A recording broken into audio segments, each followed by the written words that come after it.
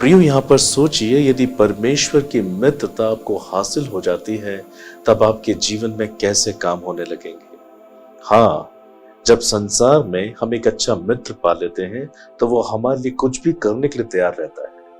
हाँ, उसी प्रकार से परमेश्वर भी आपके लिए सब कुछ करने के लिए तैयार हो जाते हैं जब आप परमेश्वर की मित्रता के योग्य हो जाते हैं। इसलिए संसार में जैसे हम अपने मित्र को बनाने के लिए अपने समान स्वभाव को ढूंढते हैं, परमेश्वर भी अपने मित्रों में अपने जैसा स्वभाव ढूंढता है। मैं विश्वास करता हूं आज वो मित्र आप हैं और परमेश्वर की मित्रता आप प्राप्त करेंगे।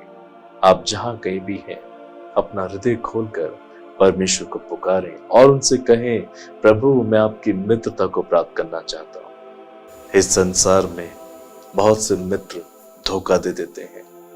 वो हमेशा ईमानदार नहीं रहते। वो कहीं ना कहीं किसी न किसी मोड़ पर अपने मित्रों को धोखा दे देते हैं। जीवन निराश होने लगता है। ऐसे बहुत से लोग संसार में दुख उठा रहे हैं और आए दिन हम समाचारों में, टेलीविजन के माध्यम से ऐसे धोखे को देखते और सुनते हैं। परमेश्वर की मित्रता पवित्र है और परमेश्वर की मित्रता में धोखा नहीं।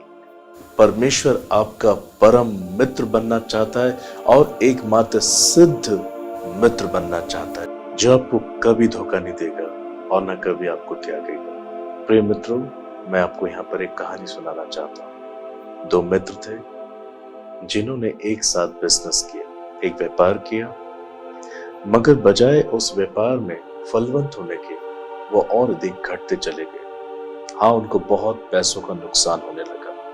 इस बात से परेशान होकर तब वे दोनों मित्र परमेश्वर के एक दास के घर गए ताकि वो अपने लिए प्रार्थना करा सके। तब परमेश्वर के दास ने उन दोनों से पूछा कि आप क्या चाहते हैं मैं आपके लिए करूं। तब उसमें से एक ने कहा, हमारे लिए प्रार्थना कीजिए कि हमारा व्यापार सफलता हासिल करे। दूसरे व्यक्ति ने कहा, प्रार्थना कीजिए कि हमें बहुत पैसा मिल जाए। तब परमेश्वर के दास ने उनको हंसकर कहा, आप ये क्यों नहीं कहते कि मुझे यीशु मसीह मिल जाए।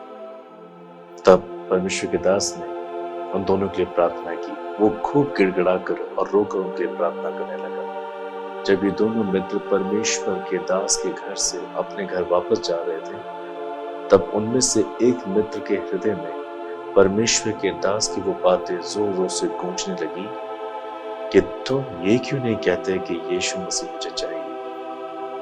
और वो व्यक्ति अपने हृदय में दोष भावनाएं महसूस करने लगा और उसे जल्दी ये ज्ञात हो गया, एक मसीह होने पर भी प्रभु यीशु मसीह उसके दिल में नहीं थे। हाँ, वो दोष भावनाओं से भर गया। वो रोने लगा, वो घुटनों पर आया, उसने पश्चाताप किया। उसने कहा, प्रभु मेरे पाप क्षमा कर दीजिए। आपको जानने पर भी मैं आपको कभी अपने हृदय में जगह नहीं दे पाया, जिसकी वजह से मैं अपने जीवन के हर एक क्षेत्र में असफल हूं। और वो रो रो कर पश्चाताप करने लगा और उसने अपने जीवन को सुधार लिया। वो प्रतिदिन बाइबल पढ़ता, प्रार्थना करता, प्रभु की संगति में रहता, प्रभु यीशु के साथ अधिक से अधिक समय बिताता और धीरे धीरे वो परमेश्वर की महान रिश्ते से परिपूर्ण हुआ। हाँ, उसे परमेश्वर की मित्रता प्राप्त हुई। अब वो एक श्रेष्ठ मित्रता के कांटेक्ट में बढ़ने लगा और ये प्रभु यीशु मसीह थे। और धीरे धीरे परमेश्वर ने उसके व्यापार को सफलता देनी शुरू कर दी और वो फलवंत होकर एक आशीषित व्यक्ति बन गया। और उसने इस बात का निर्णय लिया कि वो जीवन भर निष्कलंक, निर्दोष और परमेश्वर की मित्रता में स्थिर रहकर ही जीवन जीता रहेगा। हाँ प्रिय मित्रों, शायद आज आप में से भी बहुत से लोग की यही परिस्थितियां हैं कि आप अपने जीवन के किसी न किसी क्षेत्र में परेशान हैं, असफल हैं और आंसू रोने की वादियों से होके जा रहे हैं। मगर यदि परमेश्वर की मित्रता आपको हासिल हो जाती है तो आप अपने जीवन के हर एक क्षेत्र में सफलता हासिल कर सकते हैं।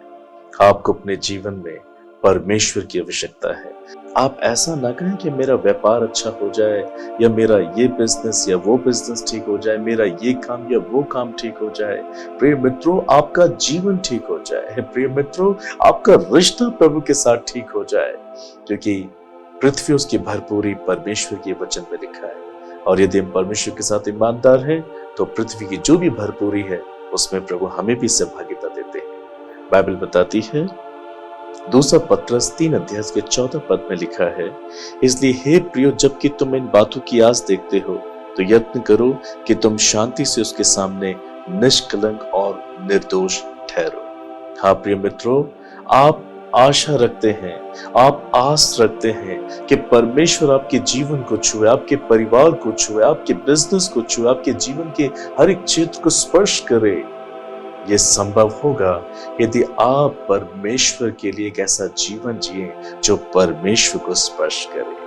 हाँ, जो परमेश्वर की मित्रता को आपके जीवन में आने दे। बाइबल बताती है कि परमेश्वर की मित्रता अब्राहम के डेरे पर वास करती थी।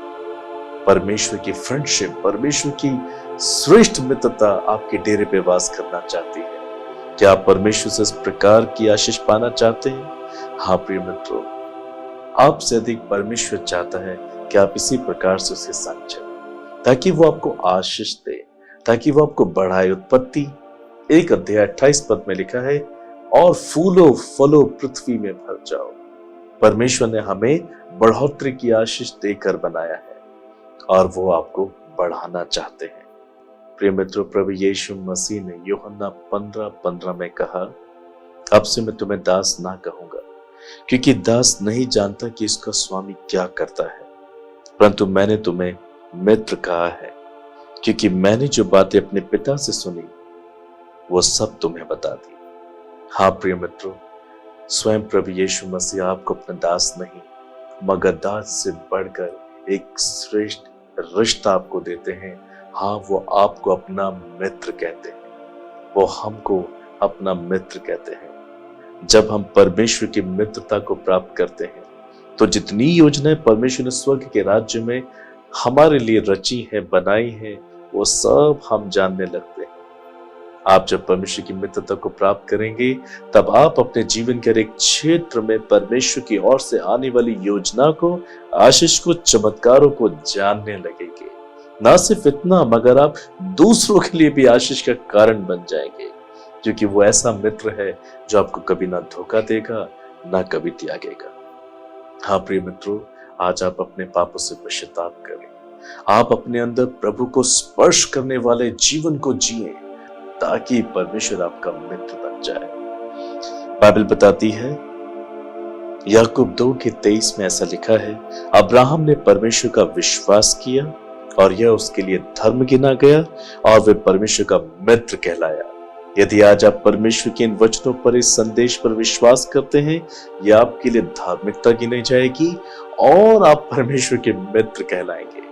परमेश्वर के वचन पर विश्वास करने का मतलब है कि ठीक आप वैसा ही करें जैसा कि परमेश्वर चाहते हैं, और उनकी चाहत, उनकी इच्छा बाइबल में शामिल है। आप बाइबल पढ़ें, परमेश्वर की इच्छा को जानें और ठीक वैसा ही करें जैसे कि प्रभु चाहते हैं अपने वचन के द्वारा। तब आपके जीवन में उनकी मित्रता आने लगेगी और परमेश्वर आपके साथ ऐसे चलेगा और आपके जीवन के हर एक क्षेत्र में चमत्कार करेगा।